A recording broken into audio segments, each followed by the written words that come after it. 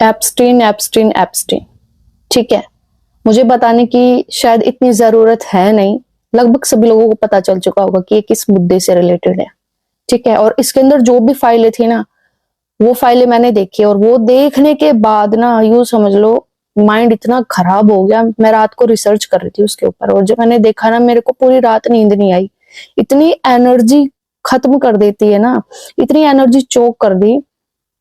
मेरा मन नहीं था वीडियो बनाने का, लेकिन फिर भी मैंने सोचा कि भाई बनाई जाए और इस चीज के बारे में बताया जाए कि भैया सच में दिल्ली में जितने आंकड़े हो रहे हैं ना कि इतने बच्चे लापता हो गए, इतनी महिलाएं लापता हो गई, भाई वो सच में हो रहे हैं। ठीक है, और ये एप्स्टीन फाइल में जो चीजें दिखाई गई है ना, वो ही चीजें यूं समझ लो आपके बच्चे उन चीजों का हिस्सा बनते होंगे।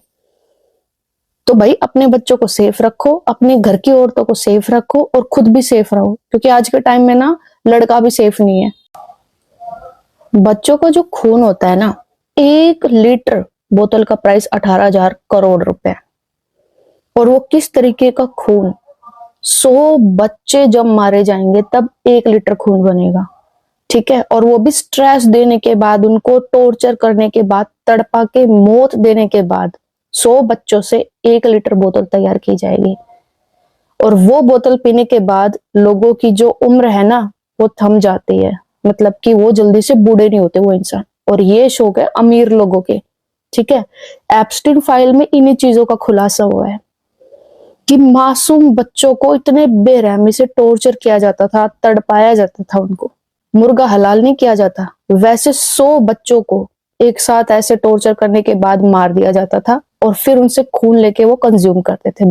जो प्राइम मिनिस्टर जवाहरलाल नेहरू थे, उनके ऊपर जो एलिगेशन थे, ठीक है मानते कि भाई उनको गलत चीजों का शौक था, ठीक है, लेकिन इतना बुरा तो हाल हमारी कंट्री का नहीं किया था।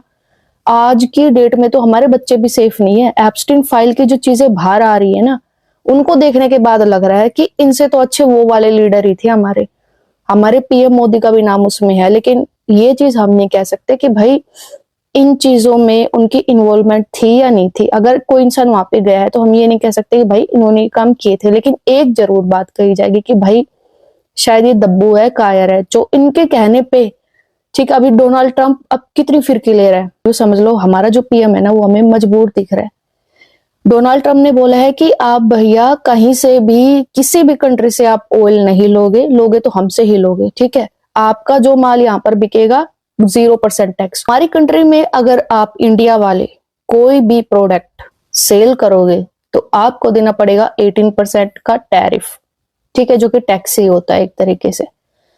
लेकिन अगर हम आपकी इंडिया कंट्री में आके अपना प्रोडक्ट सेल करेंगे तो भैया 0% टैक्स होगा। जितने भी हमारे किसान हैं, ठीक है, उनका क्या होगा ये आप सोचो। हमारी इंडिया के जो किसान है ना, उनका यूं समझ लो अब एक तरीके से आत्महत्या होने वाली है, देखा जाए तो।